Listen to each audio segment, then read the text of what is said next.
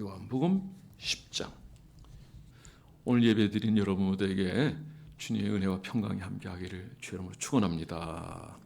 오늘 이 말씀은 제가 목회 철학처럼 생각하는 말씀이에요. 내가 온 것은 양으로 더불어 생명을 얻게 하되 더 풍성히 얻게 하는 것이니라. 저는 여러분들이 제 목회 철학은 주님의 철학이기도 할 줄 믿습니다. 왜요? 이 말씀이 너무 우리의 마음을 움직이기 때문에 그래요. 주님이 이 땅에 오신 것은 양으로 더불어 생명을 얻게 하고 풍성히 얻게 하는 거예요. 여러분, 믿음의 결국은 영혼의 구원을 받으래요. 그러나 우리가 천국 가기 전에 주님, 우리가 이 땅에서도 풍성한 삶을 살기 원하는 줄 믿으시기 바랍니다. 주님이 바라다 보실 때는 당시 지도자들이 너무 잘 못하는 거예요. 물론 그들은 하나님이 세운 자들이지만 욕심을 따라서, 그리고 백성들을 이용하고 양들을 늑탈하고, 그리고 그들에게 너무 힘들고 그리고 어렵게 하는 그런 고통을 주는 사람이었단 말이에요. 그런데 주님이 이거 보니까 안 되겠어요. 주님이 직접 오시는 거예요. 그리고 때가 되면 오셨을 때 주님은 십자가를 칩니다. 그런데 주님이 십자가를 친 것에 대해서 사람들이 신명기에 보니까 나무에 달린 자마다 저주를 받았느니라 하니까, 아, 예수님은 자기 죄 때문에 십자가를 지는 거야 라고 그러는 거예요. 그런데 그 십자가는 우리의 모든 억만 죄악을 담당하는 십자가인 줄 믿으시기 바랍니다. 주님이 직접 이걸 지시는 거예요. 지는 과정 속에서도 많은 십자가는 어려움이 있었지만 주님은 다 극복하시고 겟세마네 동산에서 그것도 내 원대로 마옵시고 아버지 원대로 되기를 원하나이다. 원래 원의 뜻은 지나가게 하소서예요. 지나가게. 예? 나를 통해 지나가게 한다. 그러니까 내가 지겠다는 거예요. 그런데 그냥 우리 한글만 봐서는 그거 나도 인간의 육신을 입었기 때문에 힘이 드니까 나 안 지겠습니다. 그런 식으로 해석을 하거든요. 그 다음날 십자가를 치시는 일련의 모든 과정을 겪는 그런 모습을 볼 수 있습니다. 자, 오늘 본문의 말씀은 제가 10절부터 12절까지 봤는데, 여러분들에게 성경을 좀 바로 볼 수 있는 그 하나의 팁을 여러분에게 드린다면 바로 도둑, 싹꾼에 대한 얘기를 하고 있어요. 싹꾼은 목자가 아니요 양도 재앙이 아니라 이리가 오는 것을 보면 양을 버리고 달아나나니 이리가 양을 물어가고 또 해치니라. 자, 앞에는 도둑에 대해서 나왔고 또 싹꾼에 대해서 나왔는데 12절 말씀에 보면은 한 절 건널 땐 12절 말씀에 보면 싹꾼은 이건 목자도 아니고 양들을 버리고 도망가는 자다라고 표현했는데 연계성이 있어요, 없어요? 있어요. 그래서 성경을 보면 예를 들면 1절부터 10절까지 보게 되면 1절과 10절이 연계성이 있어요. 9절과 또 2절이 연계성이고 3절과 8절이 연계성이 있어요. 그리고 맨 가운데 그게 바로 하나님이 우리에게 말씀하려고 하는 하나님의 뜻이라는 겁니다. 그런데 성경에 이런 부분이 너무 많아요. 요건 이제 히브리인들에게는 키아즘이라고 문학적 구주라고 그래요. 여러분 잘 몰라도 좋아요. 그러나 이런 구주가 있다는 걸 알고 여러분 성경을 얘 이런 구주가 있구나. 그래서 오늘 여기 보면 이 10절, 11절, 12절 이 3개의 말씀을 보면 10절과 12절은 같이 연결돼요. 그 가운데 말씀, 이게 하나님이 우리에게 주시려고 하는 말씀. 우리 11절을 읽어보겠습니다. 시작. 나는 선한 목자라. 선한 목자는 양들을 위하여 목숨을 버리느니라. 그래요. 앞에 도둑에 대해서 나오고 싹꾼에 대해서 나오고, 그 다음에 싹꾼 목자는 양들을 버리고 도망간다 얘기하면서 이제 가운데 바로 핵심을 얘기하는 거예요. 가운데 하나님 말씀하시고자 하는 그 말씀을 얘기하는 거예요. 그래서 나는 선한 목자다. 선한 목자는 양들을 위해서 목숨을 버리느니라. 여기서 비교법을 사용하고 있거든요. 도둑을 얘기하고 있어요. 싹꾼을 얘기하고 있어요. 그러면서 누가 드러나요? 선한 목자가 드러나는 이런 구제. 그러니까 이 보면 이걸 어떻게 말씀을 생각하고 또 전한 다음에 어떻게 전할까 이렇게 한눈에 보이게 돼요. 그러니까 이런 구조로 해서 여러분들이 말씀을 가까이 하시기 바랍니다. 유대인들이 이게 성경을 잘 외우는 이유가 뭔지 아십니까? 이런 구조가 있기 때문에 그래요. 요한계시록도요. 전체 장으로 보면 1장부터 맨 마지막 장까지 이런 구조예요. 그래서 맨 가운데 하나님 말씀하시는 가장 중요한 의도를 집어넣고 계셔요. 그리고 어떤 내용을 전하면 그 가운데. 그래서 하나님이 우리에게 주시는 그 말씀, 예를 들면 동그라미친데부터 동그라미까지 우리가 본문을 정한단 말이에요. 그럼 이걸 페리코프라고 그래요. 그러면 그걸 가지고 본문을 정해. 뭐 길게 정할 수 있죠. 그러나 너무 길면 또 여러분들이 읽다가 깜빡 졸 수도 있잖아요. 자, 정하면 그 안에서 이런 구조를 보세요. 그러면 이 본문이 열려지기 시작할까요? 그리고 이걸 읽고 암송하고 또 묵상하고 또 연구하고 지키게 되면 그 말씀의 깊이와 높이를 알게 되는 거예요. 유대인들이 12세가 되면 이 말씀을 거의 외워요. 거의 외워. 모세오는 다 외웁니다. 이걸 외우고 또 말씀에 관심이 있고 그러면 금방 다 외워요. 한 그 유대인주라고 그러죠. 1세대 그 총장님은 헬라어 성경을 딱 3번 보고 이걸 다 읽었대요. 그거 왜 그러냐면 이렇게 하나님 말씀을 가까이 한 자는 하나님께서 모든 걸 열어주시기 때문에 그래요. 여호와의 규례와 이 말씀을 지켜 행하는 자는 세계 모든 민족에 뛰어나게 하시다. 바로 이런 분들에 서 하나님은 하나님의 위대한 역사를 이뤄가고 국가를 부흥케 하여 주시고 오늘 하나님이 하실 일들을 감당하게 하시는 분이 우리 하나님인 줄 믿으시기 바랍니다. 하나님은 살아계신 하나님이에요.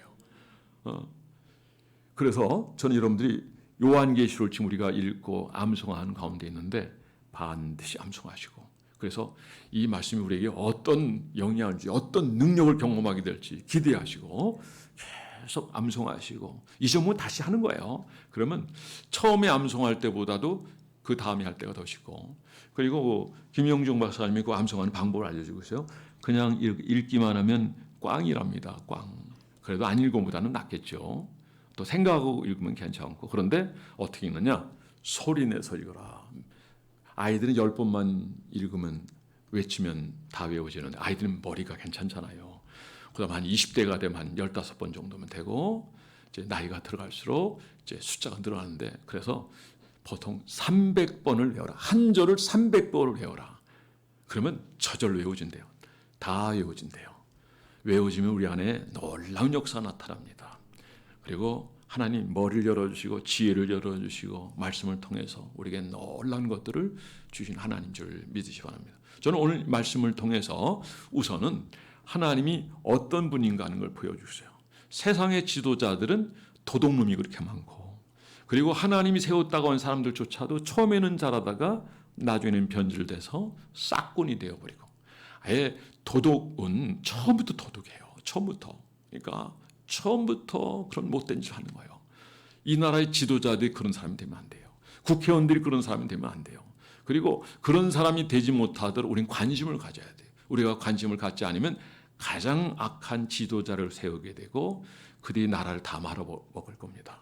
저는 여러분들이 항상 나라를 위해서 기도하고 이런 일이 있으면 여러분들이 야 잘한다 그러면 잘한다고 못한다고 그러면 못한 얘기도 해주고 그리고 이렇게 호응도 보내주고 말로만 나라 사랑 그러지 하지 마세요.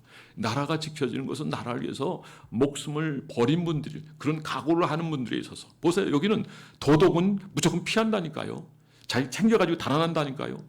여기 유다가 주님은 나디왕후를 받을 때 저는 도덕이라고 딱 얘기하셨잖아요. 근데 여기 싹군이 있어요. 싹군은 처음에는 잘 몰라요. 그런데 언제 싹군을 구별할 수 있는가 하면 위기의 상황을 만나면 도망가는 사람, 챙겨가지고 자기 거 가져가는 사람, 이런 사람은 싹군이에요. 그 싹군은 평상시는 잘 몰라요. 어려운 일이 있을 때 아는 거예요. 나라의 지도자도 마찬가지예요. 충신과 역정은 우리가 이제 의심할 수 있는 그런 사람들 있잖아요. 언제 드러나요? 나라가 위기의 상황일 때 드러나는 거예요. 그래서 저는 여러분들이 오늘 이 말씀을 통해서 참 목자를 구별하시고 그리고 참 목자 대신 예수 그리스도를 바라보시고 그리고 그 목자상을 여러분들이 본받아서 우리는 단임 목사만 목자가 아니라 여러분의 가정이 저런 목자가 되는 것이고 여러분이 공동체에서 목자가 되는 것이고 직장에서 여러분들이 신앙적 지도를 가지고 여러분들이 영향을 준다면 거기서도 여러분이 목자가 되는 거예요. 그런데 거기서 여러분들이 싹군과 같이 도적과 같이 그걸 자기의 출세의 빌미로 아니면 자기의 영예를 산다고 한다면 이거 하나님께 책망받을 일이라고 생각해요. 우리는 죽어야 될 자리에 죽어야 되는 거예요. 일할 수 있는 자리에서 일해야 되고 헌신할 수 있는 자리에 헌신해야 돼요. 이런 사람이 많은 곳이 하나님의 복임하고요. 그 공동체를 하나님 축복해 주시고 또 그런 무리들이 있는 국가가 되어질 때 국가가 강성하게 되는 거예요. 그래도 아직까지도 우리나라가 희망이 있는 것은 여러분 여기는 교회가 있고요. 하나님을 사랑하는 사람이 있고 기도하는 사람이 있고 이렇게 나라를 구하겠다고 일선에 나가서 일하는 분들이 계시기 때문이고 또 그 일을 위해서 기도하는 분이 계세요. 예, 그러면 오늘 참 목자가 누구인가? 첫 번째입니다. 그 전에 황수관 박사님의 그 영상을 제가 한번 직접 TV에서 본 적이 있는데요. 어머니의 사랑을 얘기하려고 얘기하시는 거예요. 정말 아버지하고 어머니하고 누가 사랑이 큰가 이렇게 봤는데 이분이 어렸을 때 6.25를 만났어요. 우리는요 연습용 비행기 몇 대요. 수류탄을 포탄을 던지면 구해서 이렇게 던져야 되는 그런 상황이에요. 그러니까 연습용이에요. 그거 가지고 뭐 싸우는 용이 아니에요. 그건 몇 대밖에. 나머지는 다 창고에 들어가고 심지어 소총도 다 창고에 들어가고 웬만한 거 다 창고에 들어가고 그러니까 내부에 많은 적이 있었어요. 그런 상황도 6.25 터졌을 때 저희들은 포를 쏘아야 되죠. 또 미국 27기 가지고 피난 행렬까지도 향해서 총을 쏘는 그리고 포탄을 퍼붓는 그런 상황이었는데 자 포탄이 하나 탁 떨어지니까 아버지는 그냥 쏜살같이 언제 어디 갔는지 없어졌어요. 근데 엄마는 그 자기 동생 그 갓난 아이를 품고 죽으면 내가 죽고 애는 살려야 된다 그런 마음으로 이 행동이 즉각적으로 나타나는데 번개불처럼 이루어지는데 그때 이 어린 나이의 그 모습을 야 어머니의 사랑이 더 크구나. 어머니 사랑이 더 크구나라고 하는 것을 얘기하면서 그걸 아주 재미있게 들었던 적인데 근데 이게 상황이 바뀔 때도 있거든요. 그러니까 그 남성분들 너무 실망하지 마시고 자녀 사랑에 대해서는 여러분 포기하지 마세요. 엄마만 뭐 큰 사랑을 가지고 아버지는 사랑이 없나요? 그러나 일반적으로 보면 어머니가 그런 사랑을 많이 자녀에게 보이고 자녀들이 느끼니까 어머니 사랑을 크게 느끼는 거죠. 그리고 그 전에 시골에 우리 아이들 그 수련회 때문에 저 시골 쪽에 그 섬 있는 그런 쪽에 한번 갔다 왔는데 거기서 닭을 키우더라고요. 제가 직접 봤어요. 봤는데 그 암탉이 주변에서 이렇게 다른 짐승 소리 들고 그러니까 얘가 날개를 쭉 펴더니 자기 새끼를 다 모으더라고. 제가 유심히 지켜봤어요. 그때 몇 사람이 같이 봤는데 이 어미닭이요. 장닭이죠, 장닭. 이제 나중에 상황이 풀리고 이제 먹이를 먹이잖아요. 그러면 자기는 안 먹어요. 가만히 있어요. 다 먹은 다음에 유심히 지켜봤는데 다 먹은 다음에 자기 먹는데 근데 이 닭을 또 연구하고 알아보니까 먹이 없으면 못 먹는 거예요. 이게 어미예요. 참 미물을 통해서 참 지도자가 참 목자가 어떤 모습을 가져야 되는가라고 하는 것을 보여주는 부분이라고 생각됩니다. 자, 오늘 본문은 싹분과 그리고 도적과 그리고 비교하는 모습으로 참 목자신 예수님을 보여주고 있습니다. 주님은 우리의 참 목자가 되는 분입니다.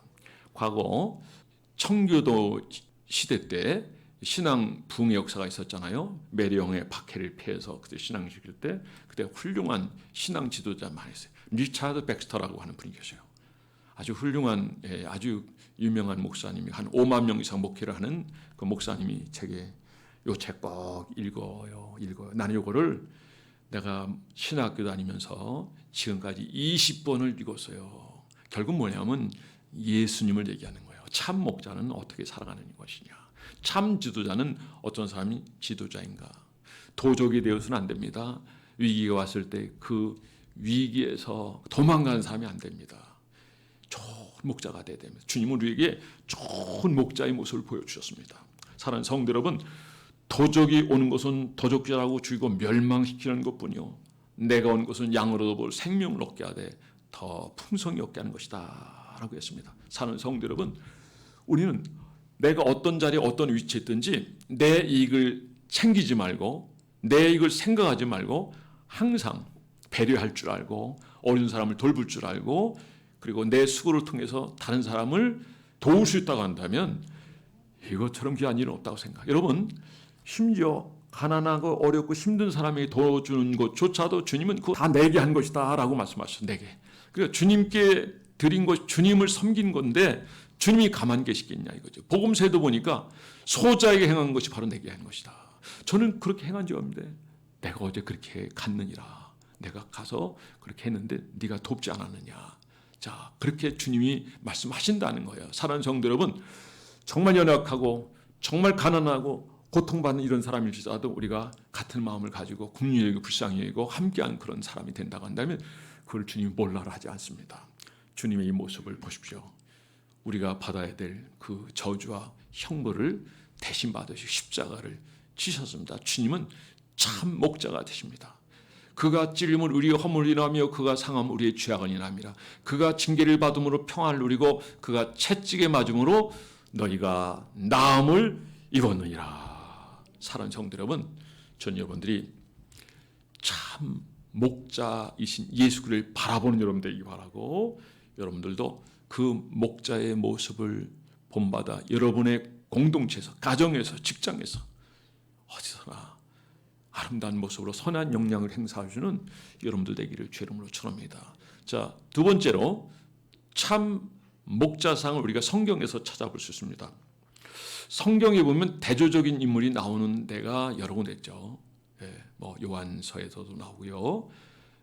그 다음에 구약에서 보면 사울과 다윗을 생각해 보세요. 사울하고 다른 점은 무엇입니까? 사울이 처음에 참 좋았어요. 하나님 잘 섬기고 율법도 잘 지키고 그래요. 그런데 사울은 행사에 그쳤어요. 하나님 이런 분이야 기적을 베푸고 역사하시면 그래요. 제사를 통해서 그런 경험을 하겠다는 마음을 가지고 있어요. 그런데 이 사울은 정말 어렵고 힘든 때가 오면은 신접한 여인을 찾았다는 거죠. 율법을 지키고 처음에 하나님 섬기고 부름 받을 때는 신접한 여인도 멀리하고 이를테면 산당도 헐고 그리고 최선을 다하는 모습을 보였어요. 근데 사실 이 전체적인 모습을 보고 결론을 보면 사울은 이용한 거지 진시로 마음에 섬긴 게 아니에요. 근데 다윗은 달랐어요. 물론 다윗도 연약해서 밧세바를 범하기도 하고 또 살인도 하기도 하고 많은 죄를 범했지만 그래도 하나님과의 관계를 소중히 여겼습니다. 범죄했을 때도 그가 하는 고백은 정한 영혼을 창조하시고 정직한 영혼을 새롭게 하소서. 그러니까 관계로 생각한 관계를. 과거가 어떻고 미래가 어떻고 이걸 떠나서 하나님 앞으로 제가 하나님과의 관계에서 제가 바로 주님과 관계하고 싶습니다. 그러니까 이 사람은 항상 주님께 물었어요. 결과 어떻게 되든 간에 물었어요. 전쟁에 나갈 때도 보면 꼭 물었어요. 나가라 그러면 나가면 반드시 이겼어요. 나가지 말라 그러면 안 나가고. 관계에서부터 오는 겁니다. 관계에서부터 오는 거기 때문에 하나님을 중시 여기고 그분을 두려워하고 떨림으로 그분을 섬긴 자가 바로 다윗이에요. 그러니까 다윗이 저렇게 하나님의 복을 받게 된 것은 그가 관계를 소중히 여기고 영성을 소중히 여기고 그래서 그가 살아계신 하나님 앞에서 그 삶이 온전한 모습을 보여줬기 때문이라는 거죠. 그러니까 성경에 또 아니면 선자가 하시는 그 말씀 하나하나를 땅에 떨어지지 않은 자가 바로 다윗이에요. 물론 인간은 연약하기 때문에 넘어질 수 있어요.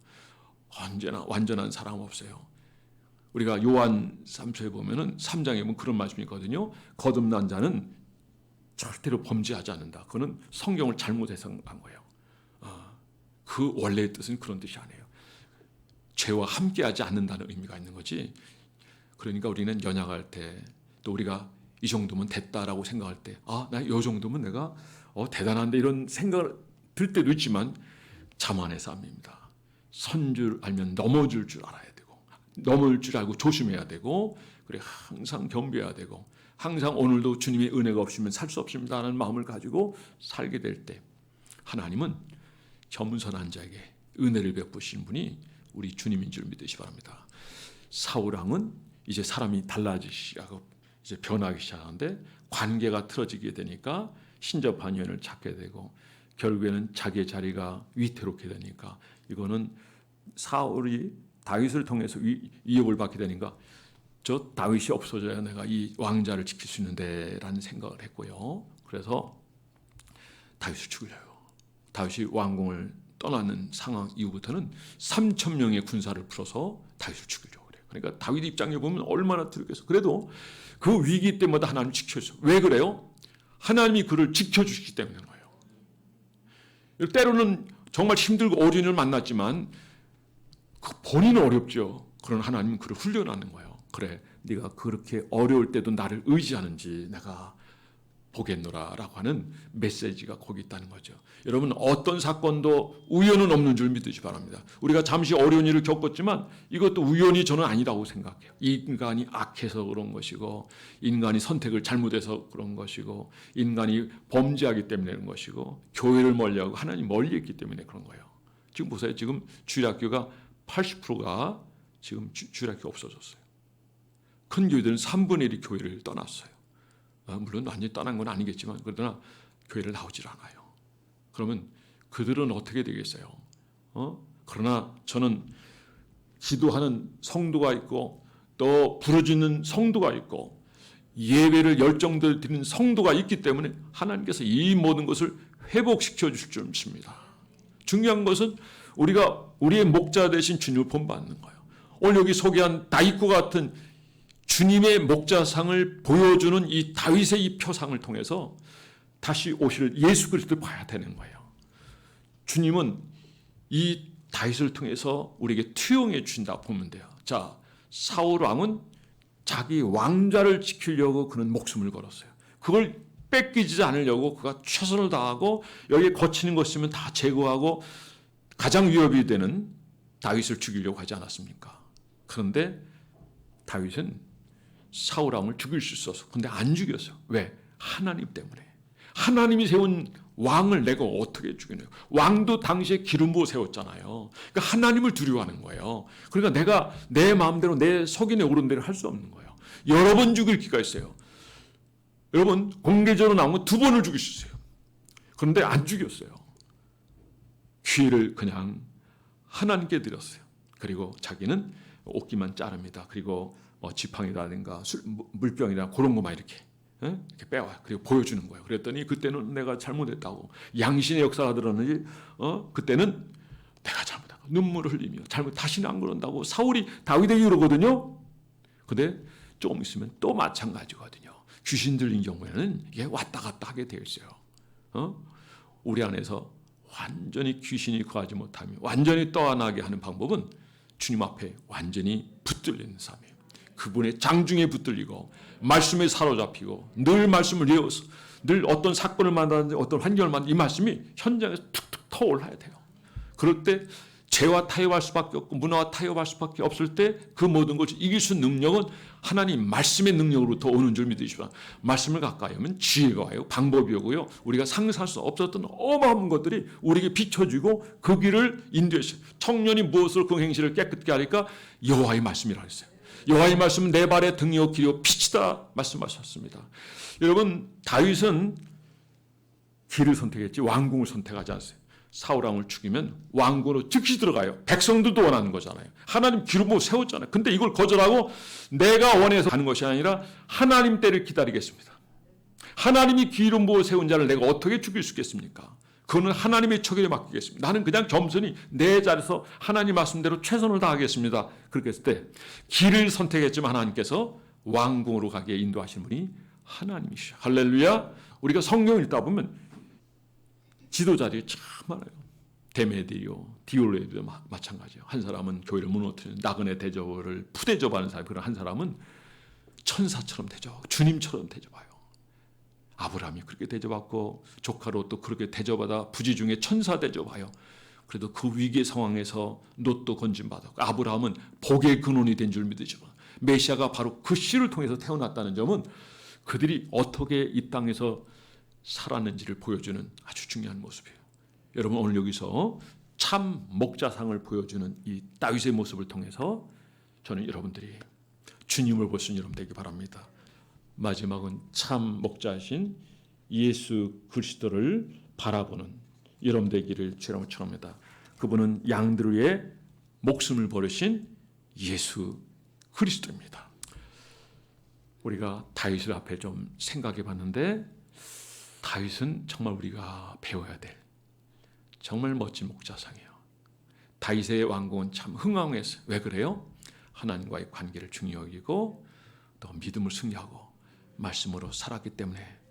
근데 그 사람은 이런 비전을 주세요. 주여 이 민족들로 주를 찬송케 하소서. 이건 기도가 되고 응답이 되고 그리고 다윗이 집권할 때 마침내 하나님을 섬기게 되고 그리고 이 모든 역사가 하나님 역사고, 그리고 그 나라가 강대한 나라가 돼요. 나라는 작지만 주변 나라에서는 손도 못 대는 강한 나라가 됐다는 것. 우리나라도 그렇게 될 가능성이 있어요. 왜 그래요? 그거는 교회요, 하나님에 대한 바른 믿음 신앙이에요. 그분을 참된 목자로 여기고 따라가는 거예요. 사랑하는 성도 여러분, 그래서 우리는 주님이 어떤 분인가 하는 걸 알아야 돼요. 우리는 이 코로나 시대에 많은 어려움을 겪었어요. 이 어려움 속에서 우리는 많은 방해 요소를 경험했습니다. 가족들의 문제, 친지들의 문제, 자녀들의 문제, 또 신앙자로 보니까 예배를 잘 드릴 수 없는 이런 상황 속에서도 여러분들이 잘 믿음 지키고 여기까지 와서 하나님 앞에 예배 드린 여러분을 축하하고 축복합니다. 그러나 여기서 머무르지 말고 이 신앙이 누구처럼 예수님과 같은 열정과 뜨거움을 가진 여러분들이 참된 지도자는 열정을 가지는 거예요. 열정. 지도자는 지도자인데 열정이 없으면 안 돼요. 느헤미야는 어떻게 했어요? 고국의 성벽이 무너진 걸 알고 통곡하고 울며 근심에 차고 금식하고 그가 기도할 때 아닥사 왕이 그걸 보면서 왜 수심에 가득 차네. 잠깐 그 하나님께 기도했는데 그걸 본 거예요. 여러분, 우리가 기도하면 어딘가가 눈에 띄게 되는 거예요. 그리고 하나님 드러나게 하여 주시고 결국에는 하나님이 그 기도의 응답과 역사를 이루게 하시는 분이 하나님인 줄 믿으시기 바랍니다. 여러분들에게 어떤 기도 제목 있습니까? 절대 낭망하지 마십시오. 반드시 하나님 보시고 계세요. 그리고 하나님 반드시 응답하십니다. 여러분, 우리가 힘들어 할 수 있어요. 그리고 더 힘들 수 있어요. 그러나 이렇게 더 힘들게 하고 낭망하게 하고 포기하고 그리고 좌절하게 하는 것은 완전히 사탄의 역사입니다. 하나님은 그럼에도 불구하고 우리 함께 하십니다. 내가 약할 때가 곧 강함이라고 그랬습니다. 다윗 왕이 도망 다닐 때, 피신해 다닐 때 얼마나 많이 힘들, 그럴 때 하나님 더 의지했다는 점을 기억하시기 바랍니다. 하나님을 의지하는 자가 복이 있다. 이게 다윗의 시예요. 하나님 의지하는 자. 누가 복 있는 사람입니까? 힘들고 그럴 때 세상 따라가고 세상 문화 따라가지 아니하고 하나님 바라보면서 하나님 앞에 예배 바로 드리고 그리고 기도가 살아있을 때예요. 기도가. 그래서 우리의 영적 성장은 기도와 말씀이에요. 기도와 말씀. 기도와 말씀이 살아있을 때 참된 목자이신 예수님이 보이는 거예요. 기도는 누가 합니까? 주님이 살아계신 것을 믿지 않는 사람 기도하지 않습니다. 그거 믿지 않는 사람 철야 나올 리가 없어요. 그럼 믿는 사람은 나오는 거예요. 그래도 이렇게 철야도 많이 나오고 오후 예배도 많이 나와서 앞으로 희망적입니다. 이런 조그만 움직임일지 모르지만 그러나 시간이 가면 하나님이 도우셔서 교회가 흥황하고 부흥하게 하여 주시고 우리는 염려도 하고 걱정도 많이 해요. 큰 교회인데도 아이들 모이라 모이지도 않은 그런 상황이 돼도 하나님은 사람들의 마음을 어떻게 열어줘? 우리가 기도하니까. 우리가 우리 자녀들에게 모범을 보여주니까. 우리 주님 우리의 목자로서의 모본이 되셨던 것처럼 우리가 자녀들에게도 그렇게 모본이 되어주니까 아, 이 신앙생활 이렇게 하는 거구나. 신앙생활은 집에 사는 게 아니구나. 물론 집도 한 공간일 수 있지만 이 공동체 생활이 얼마나 중요한지 이제 알게 되는 거죠. 저는 여러분들이 교회 안에서 항상 10%는 열심히 하는데 나머지는 그냥 이렇게 관망하는 사람들이 많이 있다고 그러거든요. 교회가 부흥하려면 10%가 20%가 20%가 30% 될 때 교회는 폭발적으로 부흥하게 됐습니다. 저는 여러분들이 이번 기회를 통해서 때로는 약해져 우리가 힘들어 했기도 했지만 이제는 모든 문제 해결자는 주님이신 줄 알고 참된 목자신 주님을 본받아서 주님의 십자가를 당당히 지고 가시고 그 십자가를 통해서 우리가 구원받게 된 것처럼 여러분들이 많은 사람들에게 모범이 되고 모델이 돼서 여러분의 자녀들이 신앙이 회복되고 여러분의 남편의 신앙이 회복되고 그래서 이 열기가 교회마다 또 전달되고 또 여러분 이웃에게 전달돼서 여러분을 바라볼 때 빛이 나는 거예요. 삶이 행복한 거예요. 여러분 에덴이란 그 의미 뜻이 뭔지 아세요? 행복으로 초대해요. 그래서 오늘 제가 오후에 그 말씀 전하려고 그러는 거죠. 짧은 말씀이지만 얼마나 강력한 메시지인지 몰라요. 하나님 여러분들 그 행복의 자리를 초대하게 하십니다. 모의를 패하는 어떤 습관을 따르지 말고 마지막 때일수록 더욱 힘써 모이는 여러분들 입하고 모여서 기도할 때 주님은 역사하십니다. 성령 임하시고 또 치유하시고 모든 걸 회복해 하시는 분이 하나님이십니다. 저는 이런 코로나 상황 속에서 제일 걱정되고 염려하는 것은 바로 여러분이에요. 이런 믿음이 떨어지지 않을까, 기도하지 못하지 않을까, 전도하지 못하지 않을까. 아니나 다를까 모든 게 시그러들고 사그러들고 더 힘든 상황이 됐지만 그래도 저는 정면 돌파했어요. 정면 돌파. 여러분, 정면 돌파는 답입니다. 답이에요. 여리고성을 무너뜨릴 때도 정면 돌파했어요. 요단강을 건널 때도 정면 돌파했어요. 그런데 저쪽의 사람들은, 교회를 무너뜨리고 나라를 무너뜨리려고 하는 사람들은, 교회는 얘기하면 안 돼. 나라에 대해서 얘기하면 안 되고, 교회는 한마디 얘기하면 안 돼. 그렇게 얘기하면 그거는 절대로 그건 속으면 안 됩니다. 우리가 관심을 안 가지면 가장 악한 자들에 있어서 지배를 받게 되고, 그리고 과거와 같은 그런 어려운 일을 겪게 되는 거예요. 여러분, 우리가 많은 일을 겪을 수 있어요. 그러나 그 위기 상황 속에서도 주님의 모습을 생각하시기 바랍니다. 자, 이런 상황에서 우리는 어떻게 할까? 아, 주님 같으면 어떻게 하셨을까? 주님은 십자가를 안 지겠다고 하지 않아요. 정확하게 지셨어요. 자, 우리는 여기서 주님의 모습을 봤는데 그건 뭐냐면 빌라도 앞에서 진리가 뭐냐 물을 때 대답을 안 해요. 그리고 그분의 왕권에 대해서도요, 주님은 잠잠하셔요. 근데 왜 그분이 가만히 계시는지 아십니까? 그거는 우리를 위한 거예요.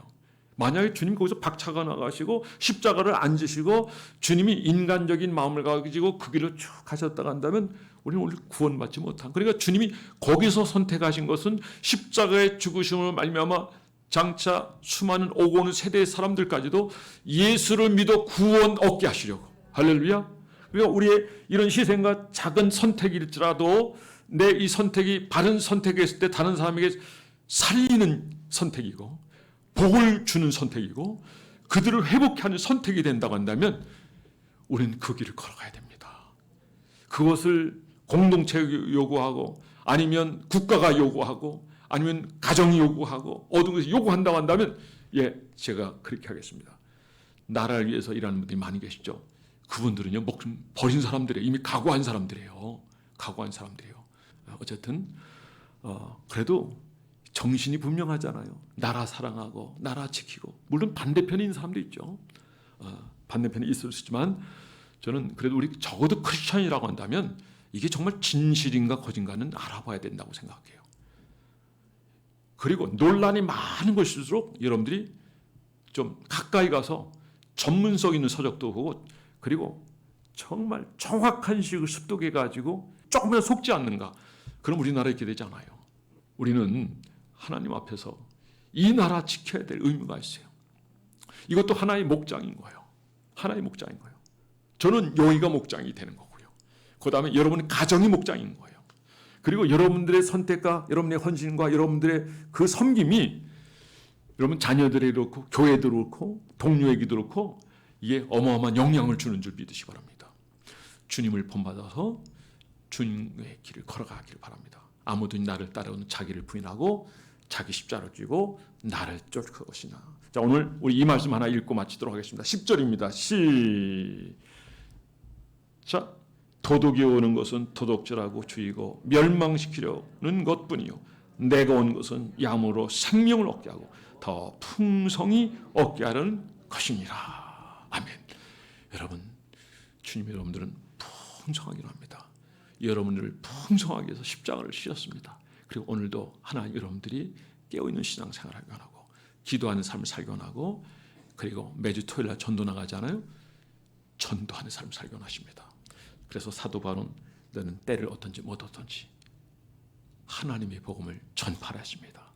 이 하나님의 거룩한 부름에 오늘도 응답하는 여러분 한 분 한 분 다 되고 여러분 때문에 가정과 교회와 이 나라가 부흥하며 그리고 하나님 큰 복과 그 은혜를 누리며 사명을 감당하는 저와 여러분이 될 수 있기를 주의 이름으로 축원합니다.